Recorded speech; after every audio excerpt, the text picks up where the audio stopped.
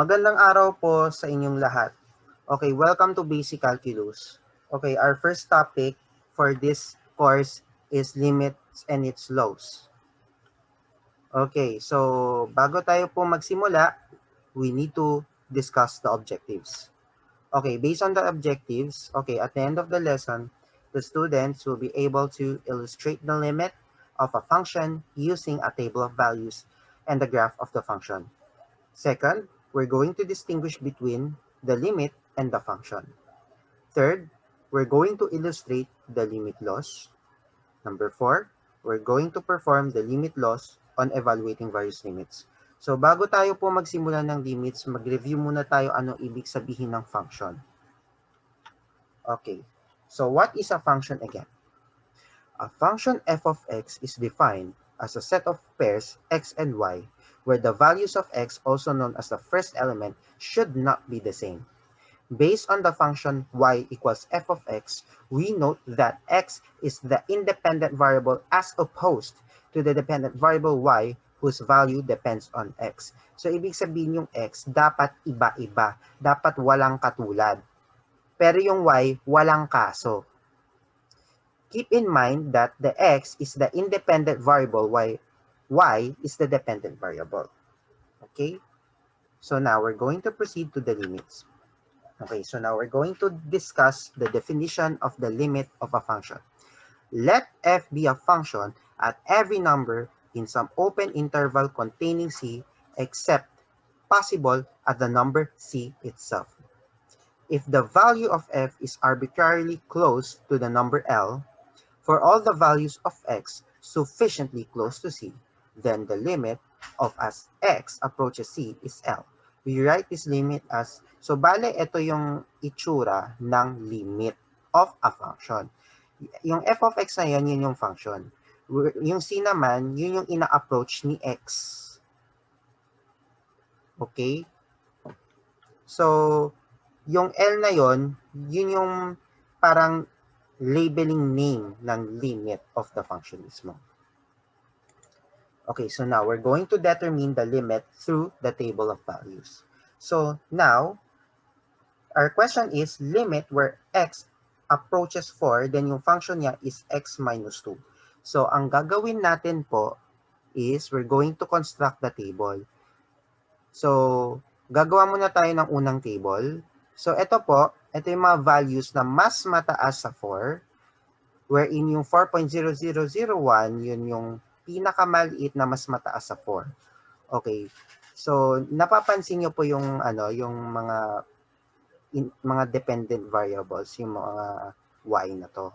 Pag sinubstitute kasi yung si 6, magiging si 4, si 5, magiging si 3 dahil minus 2 ito. Tapos si 4.5, si 2.5. Tapos si 4.1, si 2.1. Tapos si 4.01 ay si 2.01. Tapos si 4.001 ay si 2.001.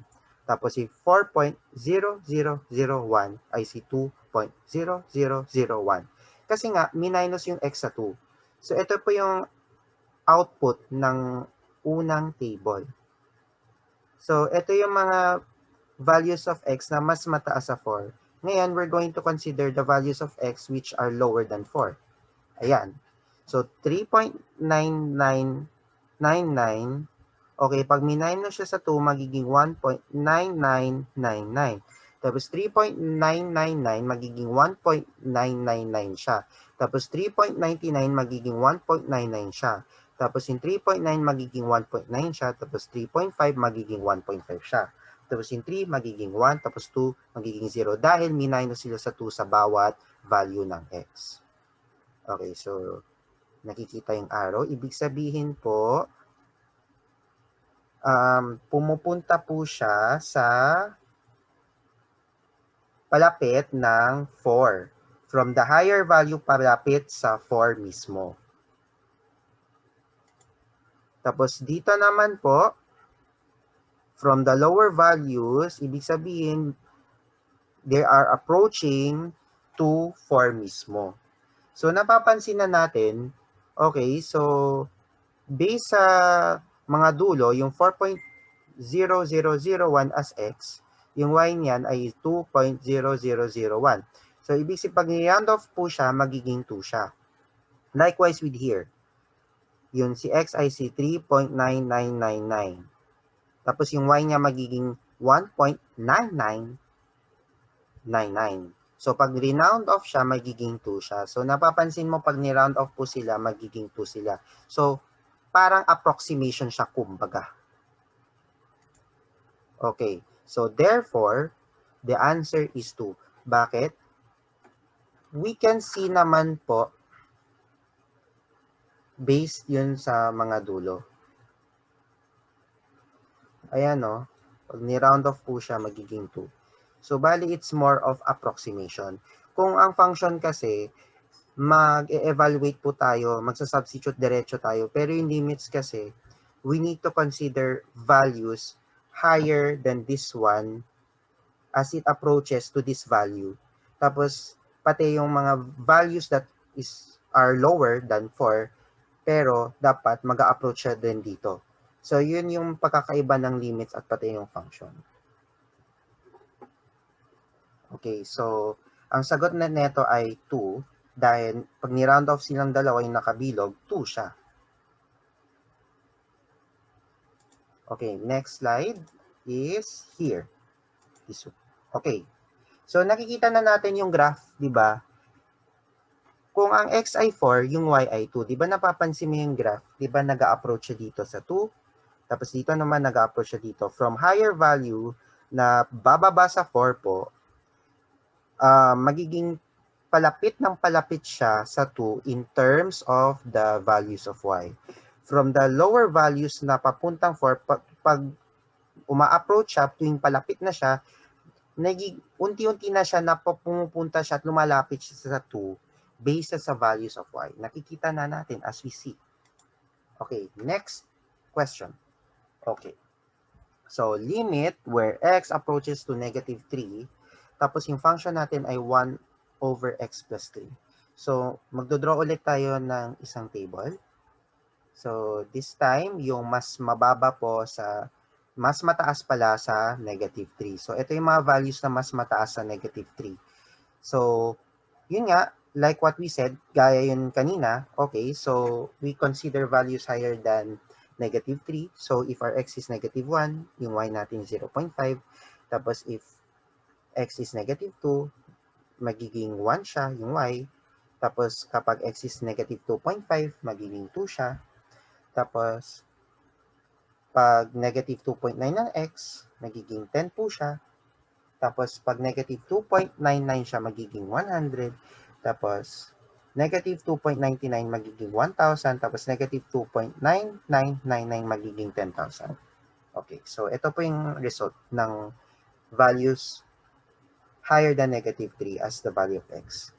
Okay, on the other hand, okay, sabihin natin yung mga values ay lower than negative 3.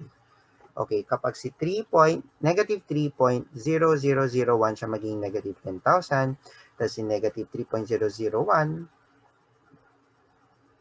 as x, or let's say negative 3.001 magiging 1,000 na negative siya, or let's say negative 1,000. Tapos kapag si x ay negative 3.01, magiging negative 100 siya. Tapos pag negative 3.1, magiging negative 10 siya. Tapos si negative 3.5, magiging negative 2 siya. Tapos pag si negative 4, magiging negative 1 siya. Tapos pag si negative 5, magiging negative 0.05 siya. So, magkapareho ba sila? O sabihin natin, magkapareho sila in terms of numbers. Pero, yung sign yung nagkakatalo eh. So, since positive ito at negative ito, we can tell that they are very distinct values. Okay, because of this, we can say that this limit does not exist dahil super iba tuwing nag-a-approach sila sa negative 3. So, we can see sa graph mismo. Okay. So, yan. Nakikita na natin. Oh.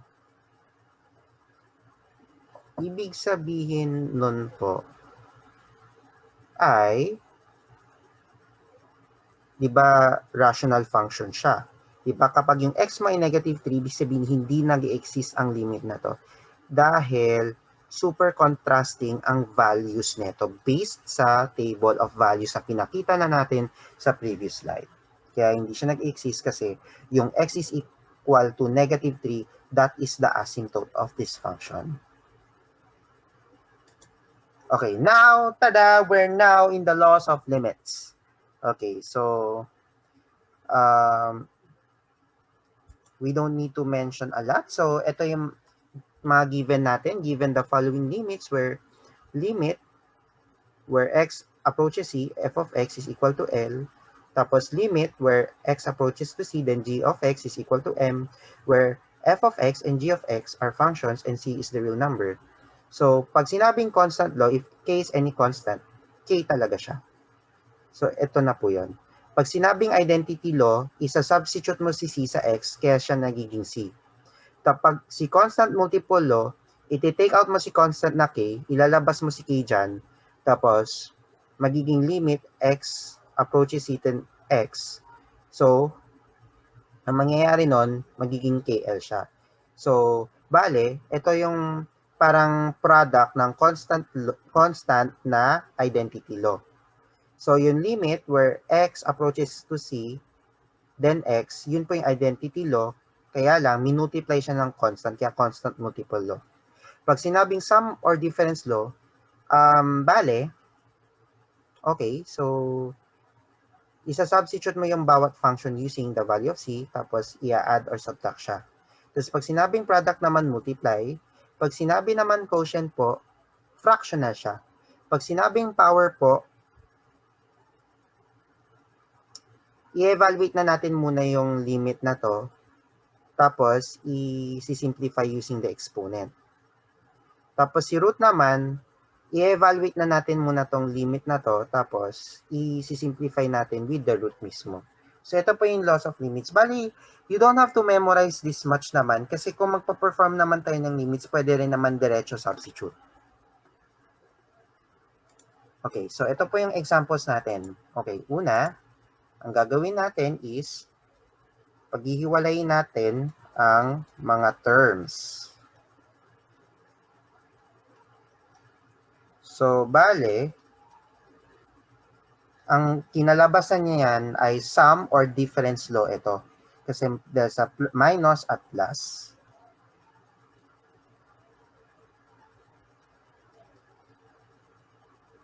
Okay, so ang gagawin natin is, we're going to substitute this first. Then, using the concept of the power law, so 4 squared ay magiging 16. Tapos dito naman, okay, so pwede na natin i-substitute diretso. By the way, pwede na natin siya gamitin na concept ng constant multiple law. Dahil yung constant natin ay 3, tapos isa-substitute yung 4 sa x, kaya 3 times 4 magiging 12. Tapos dito naman ay constant law dahil si 5 mismo ay constant, since si 5 mismo ang function na to, 5 na siya dahil wala ka naman may isa-substitute. Then now, we're going to simplify. So, 16 minus 12 plus 5. So, magiging 4 plus 5 equals 9. Okay. Pag sinubstitute natin to diretso, ang ikakalabas, sabihin natin ito yung f of x natin. Ang gagawin ay 4 squared minus 3 times 4 plus 5. So, yung behavior of computing naman ay parang nag-evaluate lang tayo ng functions. Bale, substitution lang talagang ginagawa. So, 4 squared will be 16, then magiging 12, then 5. Tapos, pag sinabtract natin, magiging 4 plus 5, so magiging 9. So, ang sagot na natin ay 9. Okay? So, our next step is, or next example is, okay. So, dito naman po, okay, magbubukod naman po tayo, as always, bilang step by step. Okay, so ang gagawin natin ay paulit-ulit. Practice makes perfect. At do not worry about limits dahil madali lang po siya talagang sagutin. Para lang siyang functions. If you're going to evaluate each of the algebraic functions, using the concept of limit. Okay. So, ang gagawin po natin is, magsasubstitute po tayo. Okay?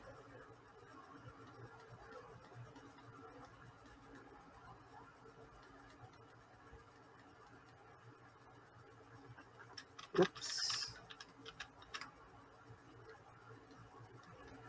So, bale, itong concept na to, pwede siya, yung root law na pwede gamitin dito. Yung concept ng root law ay pwede natin gawin dito. So, negative 3 times negative 3 magiging 9. Tapos, 4 times negative 3. So, bale, since fractional to, pwede siya maging quotient law. So, 4 times negative 3 ay magiging negative 12, then over 3. Tapos, dito naman ay combination ng constant multiple at power law.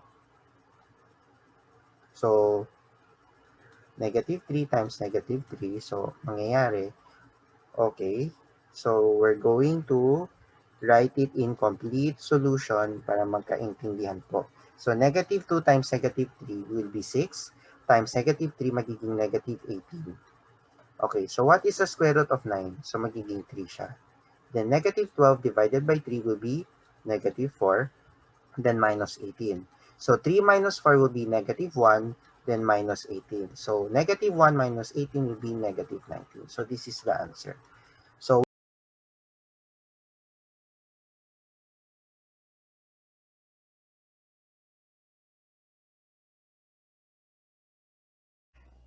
magandang araw po sa inyong lahat. So, nandito ako muli para i-discuss ang basic calculus. Okay, so ang topic na ngayon ay limits of exponential, logarithmic, and trigonometric functions. Okay, so before we start finding the limit of each of the functions, we're going to state the objectives first. At the end of the learning episode, you are expected to compute the limits of exponential, logarithmic, and trigonometric functions using table of values.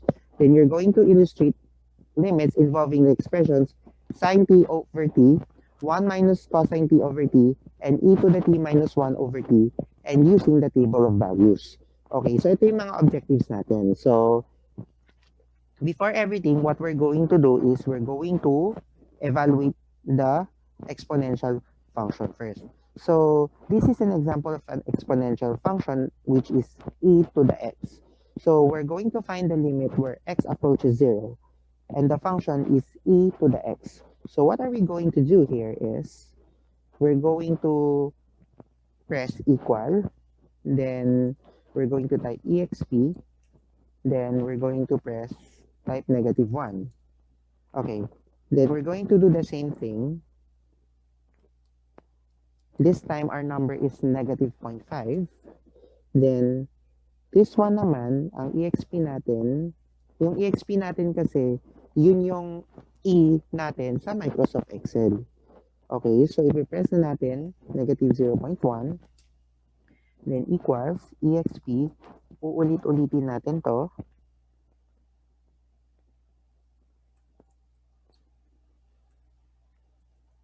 so on and so forth ito. So, parang nag-evaluate lang tayo ng function. Parang nagsasubstitute lang natin ang bawat value ng x sa x na yan.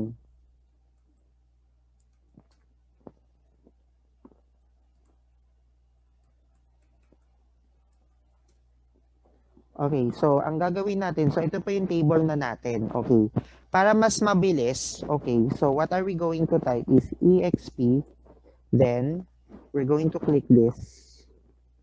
Tapos, we're going to click this, tapos hahanapin natin yung pinaka maliit na square na nasa lower right corner, tapos may plus sign, may plus natin as cursor, tapos i-drag na natin hanggat umabot tayo dito. So, it means to say na pareho lang sila. So, if you want to look for each of the evaluated limits using the values of x which are greater than 0. Okay, so ang gagawin natin exp, then we're going to click this. Tapos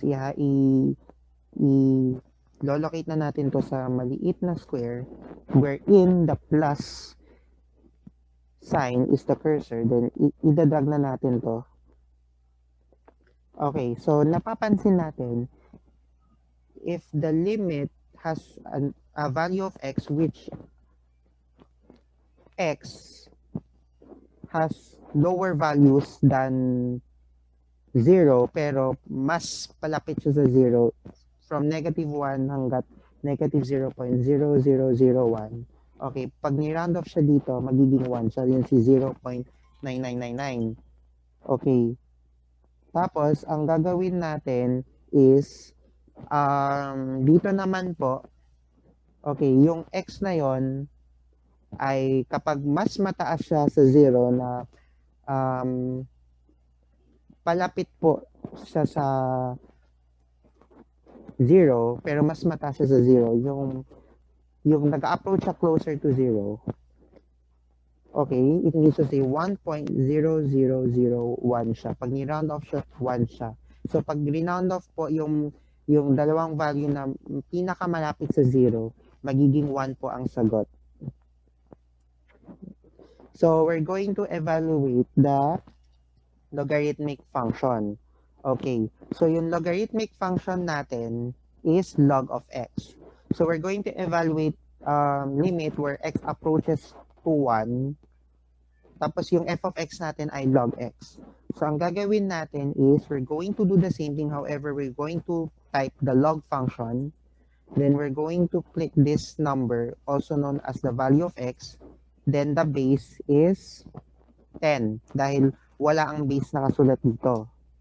Okay, so ang gagawin natin, we're going to do the same thing. Okay, so ganun din dito.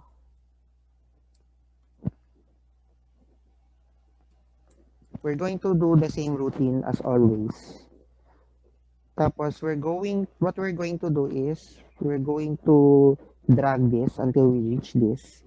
Okay, pag ni-round off to si dalawa, magiging 0 po siya. So, ito po yung mga values of x natin na mas mababa po siya sa 1. Pero, as we go further, palapit siya sa 1. Tapos, dito naman, mas mataas siya sa values ng 1. Pero pag bumababa siya, mas palapit siya sa 1. Okay. So, pag ni-round off sila sa dalawa, magiging 0 po ang sagot natin. Okay. Tapos, dito naman po, si sin x ay si trigonometric function. Okay. So, ang gagawin po natin is, we're going to do the same thing, pero yung sin natin, yung number natin, i-click na natin siya dito. So, bali parang nagsa-substitute lang tayo ng functions. So, gagawin na natin to ng same thing, the same routine, until we reach this. Tapos, ganun din ang gagawin natin. We're going to click this. Tapos, what we're going to do is we're going to drag this until we reach this. So, pag ni-round off po silang dalawa, magiging 0 po siya. Okay? So sa first table na to, ito yung mga values na mas mababa siya sa 0, pero pag tumataas siya, palapit siya sa 0. Tapos dito naman yung 0 raised to the power of positive sign, mas mataas siya sa values ng 0. Pero pag nag-approach siya ng 0, pababa siya ng pababa hanggat lalapit siya sa 0 hanggat maging 0 siya. Okay, pag dyan na ang ibibase na natin ito yung dalawang pinakamalapit na value of x sa 0 na to. Okay, so this time, transcendental ang function natin. Okay, so ang gagawin natin is, we're going to do the same thing. Parang nagsasubstitute lang tayo. Okay, so yun sa transcendental na function na to, yung sin x over x na to, ang gagawin natin is we're going to type parenthesis, tapos sin, tapos we're going to click this number. Tapos, divided by this number. Ito po yung magiging sagot natin. Tapos, ang gagawin natin is, we're going to touch this small square, tapos idadrag na natin together hanggat maabot na ito sa dulo. So, napapansin nyo yung mga values na mas mababa sa 0, pag tumataas siya, palapit na palapit siya sa 0. So, ganun din dito. So, equals, we're going to do the same thing. Sign, tapos we're going to click 1. Tapos we're going to type this slash kasi divided by. Okay. Then we're going to do the same pattern po. Okay, so ito yung dalawang values po na pinaka malapit sa 0, yung negative 0.0001 at saka 0.0001. Okay, pag in-evaluate nito sa function na to, pag magiging 0.99999 siya. Pag ni-round off po siya, magiging 1 na siya. Magiging 1 pareho. Tapos dito naman, okay, so type ko na dito ang sagot nito. Okay, so what are we going to do here is, we're going to do the same thing. Okay. 1 minus cosine, tapos we're going to type this. Tapos, we're going to divide, tapos we're going to type this number kasi yung number na to yung denominator. So, sige. Ito na po yung magiging sagot natin. Pag tinouch na natin tong green na screen na ito, na green na square na ito, idadag na natin siya together. Okay. So, ito yung ikakalabas. Yung 5e, 5e to negative 0.5 siya. Ibig sabihin po, ang magiging sagot nito ay negative 0.00005 siya. Tapos, ang gagawin natin dito is we're going to do the same thing. So, type na natin.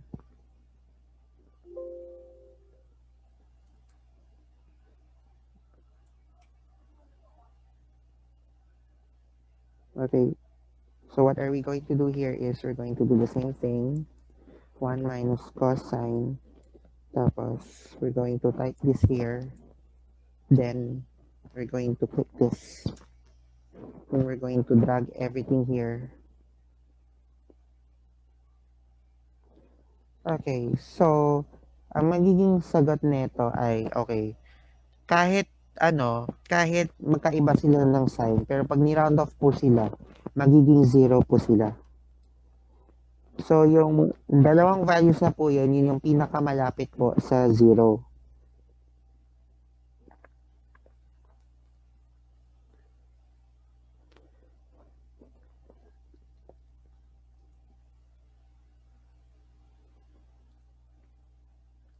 Okay, so, ang gagawin natin dito po sa number 6 po, si e to the x minus 1 over x. So, first of all, what are we going to do is we're going to type the parentheses para i-group si e to the x minus 1. Okay, so exp, tapos we're going to type this number. Then, what are we going to do is we're going to write it minus 1. Tapos, ang gagawin natin, ipipress na natin yung slash. Then, we're going to click this here. So, this is how we evaluate functions using the Excel. Basta may given value of x ka, hindi ka mahihirapan dito. Basta gawa ka ng table of values ng ganito para maging organized at maging systematic kung paano ka mag-evaluate ng limits or function. Okay, so ang gagawin natin is we're going to touch this small square, then may plus na cursor. So, ang gagawin natin po is we're going to evaluate this. Tapos, ganun din ang gagawin natin dito. exp kasi e to the x siya. Tapos yung x na to, yun yung exponent, yung value of x na yun yung exponent. Tapos yung ina yung base, yun yung exp. Tapos ima-minus 1 natin siya. Tapos i-click na natin siya dito. Okay, so ida-drag down na natin siya.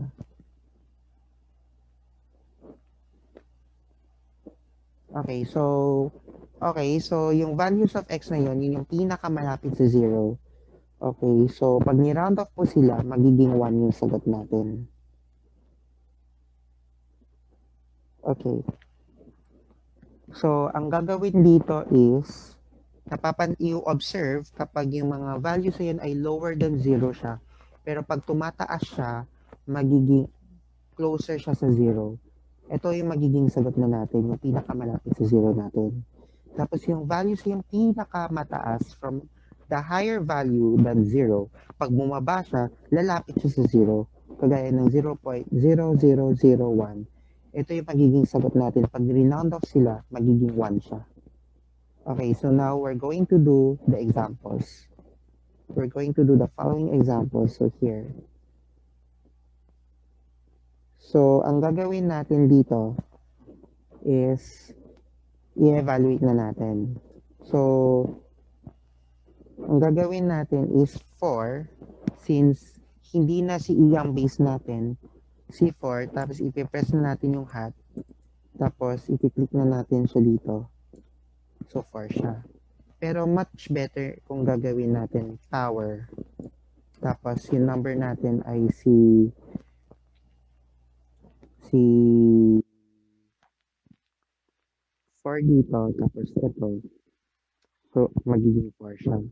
Tapos pag screen on na natin, magiging 8 siya. Tapos, and so on and so forth. Ito ang mangyayari. So, ito yung magiging sagot. Yun sa pinakamalapit sa 2. Ganun din dito. Power. Tapos, we're going to click this number. Tapos yung power, we're going to press the number 4. Then yung power natin is here. Yung power is the exponent. Okay, so we're going to touch the green square. Then we're going to have it as a cursor yung plus sign. Pag dinag po siya, ito yung kakalabas natin. Pag ni-round off kasi silang pareho, magiging 16 sila. Kasi yung 1.999 at saka yung 2.001 as values of x, yun yung mas malapit sa 2. Pag ginamit na natin yung values na pinakamalapit sa 2, ito yung magiging outcome na natin, yung pinakamalapit sa 16 na to. So therefore, if we evaluate this will be 16. Tapos ganun din dito. Okay, so meron tayo dito. Okay, so ang gagawin natin dito is cosine. Tapos, we're going to click this number. Then we're going to type it with 1. Then what are we going to do is we're going to drag it. Then we're going to do the same thing as cosine, then number plus 1. Then what are we going to do here is we're going to drag it all along until we reach here. Kapag ni-round off po silang dalawa, yung using the values of x na pinakamalapit sa 0, whether higher or lower, magiging 2 siya. So, ibig sabihin po, pag in-evaluate kasi using 0, yung cosine x plus 1, where x is 0, kapag zinero mo si cosine, magiging 1 siya. Pag inas mo siya sa 1, magiging 2 siya. So, okay, sabihin natin dito, cosine, tapos 0, tapos plus 1. So, magiging 2 siya. Pag yung x mo ay 0. Tapos dito naman, kapag yung 2 mo ay x, magiging 16 siya. Pag in-evaluate mo siya. Tapos dito naman po, last but not the least, this is the logarithmic function. So yung base mo ay 3, so we're going to type log. Tapos yung number mo ay x. Tapos yung base natin ay 3. Ito yung magiging ikakalabas niya. Tapos pag dinag mo siya all away from top to bottom, magiging 1.999 siya. Ito yung pinakamalapit sa 9. Pag ni-round off po siya, magiging 2 siya. Tapos dito naman po, you do the same thing.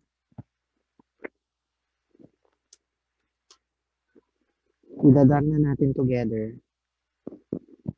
Okay, so pag ni-round off po to, wherein the value of x is closest to 9, since tong table na to, yung 9.001 sa right table, pinaka-closest sa 9, pag sinubstitute na natin dito, it will be 2 kapag in-evaluate siya. So, kapag ni-round off silang dalawa, magiging 2 siya. So, pag pinas na natin tong 9 na to, so 2 ang ikakalabas nito. So, if we evaluate the value of x using 9 here, this will be 2 kasi yung exponent niya ay 2 talaga, tapos yung 3 ay base. Okay, so